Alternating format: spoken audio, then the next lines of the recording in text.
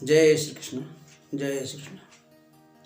वसुदेव सुतं देवं कंस चारूरमर्दनं देवकी परमानंदम वंदे कृष्णं जगद्गुरुम। पूरे विश्व को गीता का ज्ञान देने वाले भगवान श्री कृष्ण को मैं प्रणाम करता हूँ। उन्हीं की प्रेरणा से उन्हीं के वचनों को आपके सामने कहने के लिए मैं उद्यत हूँ। बार बार अर्जुन को आत्मा की अभेद्यता अच्छेद्यता का वर्णन करते हुए भगवान कहते हैं, हे अर्जुन, किन्हीं भी शरीरों में ये आत्मा किसी प्रकार से जो है बद्ध करने योग्य नहीं है, इसलिए तुम इन शरीरों का कोई भी शोक मत करो। और वैसे भी स्वधर्मम चावेच्य न त्वम विकम्तुम अर्हसि, तुम अपने धर्म को देख करके भी किसी भी प्रकार से भय करने योग्य नहीं हो, क्योंकि यह जो है आपको मिला हुआ है। और स्वधर्म क्या, इसके बारे में बताते हैं। युद्ध स्थल पर क्षत्रिय का धर्म क्या है? अवश्य ही अपने शत्रुओं के सामने वीरतापूर्वक डट करके उनका सामना करना।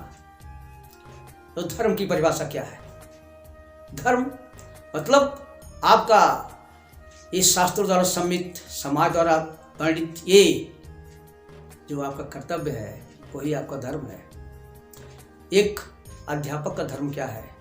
एक कक्षा में गए तो ईश्वर को साक्षी मानते हुए अपने कर्तव्य का निर्वहन करें, बच्चों को ठीक से पढ़ाएं, ये धर्म है। विद्यार्थी जब अपने विद्यालय चले गए, अपनी कक्षा में चले गए, तो अपना मन लगा करके पढ़ना ये धर्म है।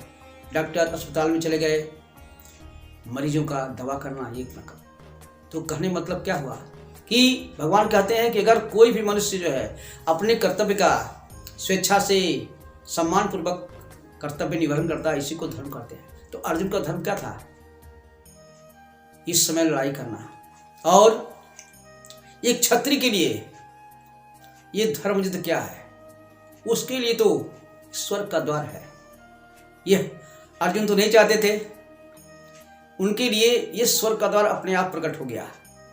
ये हुआ दुर्योधन की इच्छा से। दुर्योधन ने कहा था ना कि लड़ाई करेंगे। तो हे अर्जुन, ये तुम्हारे लिए कितने गौरव की बात है। इस पर भगवान क्या कहते हैं? हे अर्जुन, अब अगर तुम इस अपने प्राप्त हुए धर्म युद्ध को नहीं करोगे तो तुम अपने धर्म और कीर्ति को नष्ट करके पाप को प्राप्त होगे। यहां पर यह समझना है कि कीर्ति क्या।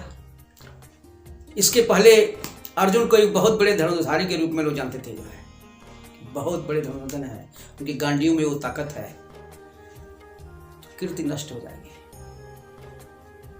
और अपना धर्म, क्यों धर्म से पराजित हो रहे हैं, भग रहे हैं। यहाँ पर धर्म का युद्ध करना जरूरी है ना, लेकिन इस समय अर्जुन क्या कर रहे हैं? वो तो कर रहे हैं मैं युद्ध नहीं करूंगा, तो तुम्हारा एक कीर्ति नाश का नाश होगा। और बता दें आपको कि एक माननीय पुरुष के लिए जो है कीर्ति का क्षय होना मरण से भी ज्यादा दुखदायी होता है।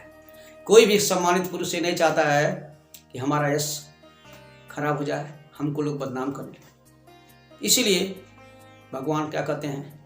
अथ च त्वम इदम धर्म संग्रामम न करिष्यसि ततः स्वधर्मम कीर्तिम च हित्वा पापम वापसी। हे अर्जुन, अगर तुम इस अपने धर्म युद्ध को नहीं करोगे तो अपनी कीर्ति को खोकर, अपने धर्म को खोकर तुम पाप को प्राप्त होगी। तुम्हें पाप लगेगा, तुम्हें यह युद्ध करना ही पड़ेगा। एक माननीय पुरुष के लिए अपकृत से बढ़कर कुछ नहीं होता है। तो इसलिए अब भगवान ने अर्जुन को अंतिम आज्ञा दिया। हतो वा प्राप्सि स्वर्गम जित्वा वा मोक्षसे महिम तस्माद् उत्तिष्ठ कौन्तेय युद्धाय कृत निश्चया।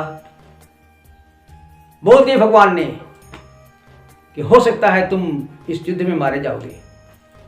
युद्ध में मारे जाओगे तो तुम्हें वीर गति प्राप्त होगी, तुम स्वर्ग को जाओगे। और यदि तुम जीत गए, इस युद्ध में जीत गए, तो तुम इस मही का यानी कि पृथ्वी का राज्य भोगोगे, सारी पृथ्वी तुम्हारी हो जाएगी। अब यहाँ पर दो शब्द जो है भगवान ने कहा, युद्ध में मरने के बाद तुम्हें स्वर्ग की प्राप्ति होगी, और अगर जीत गए तो पृथ्वी का भोग भोगोगे। ये दोनों शब्दों का ये बताना चाहेंगे कि सांसारिक भोग कैसे भोगेगा। मनुष्य जब जिंदा प्राणी है, वो अपनी 5 ज्ञानेंद्रियों, 5 कर्मेंद्रियों के द्वारा ही हर तरह की वस्तुओं का, जो नेत्र की विषय वस्तु उसे भोगता है, जो जिह्वा की वस्तु उसको भोगता है, जो कर्ण की है उसको भोगता है, सब भोगता है। तो जब शरीर रहेगा तो पृथ्वी के भोग को भोगेगा। लेकिन जो स्वर्ग को प्राप्त किया तो वहाँ पर क्या है, वो तो आत्मस्वरूप से रहते हैं, उनके पास कोई शरीर नहीं है। इसीलिए तो जो है ये देवता लोग भी मनुष्य का शरीर ही पाने की प्रेरणा करते हैं।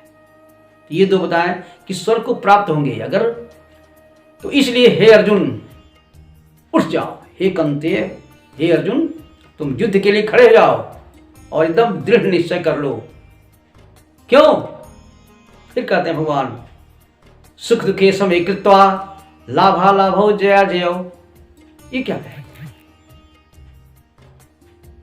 इस समय यह ज्ञान तुमको होना चाहिए कि युद्ध का परिणाम मत सोचो, सुख दुख को बराबर मान करके, लाभ और अलाभ की लाभ होता है कि घाटा होता है इसको बराबर मान करके, और जय और पराजय ये मान करके हे अर्जुन युद्ध के लिए तुम तैयार हो जाओ और तुम्हारा कल्याण होगा। भगवान की आज्ञा अनवरत रूप से, एक प्रेरणादायी रूप से भगवान ने हरदम अर्जुन को समझाया। अब हो सकता है कि अर्जुन को एक समझ में आ गया हो, और इसके बाद अभी और भी बहुत सारी बातें जो है 18 अध्यायों में जो है विभिन्न युगों के माध्यम से हम आप तक पहुंचने का प्रयास करेंगे। तब तक के लिए धन्यवाद। जय कृष्ण, जय श्री।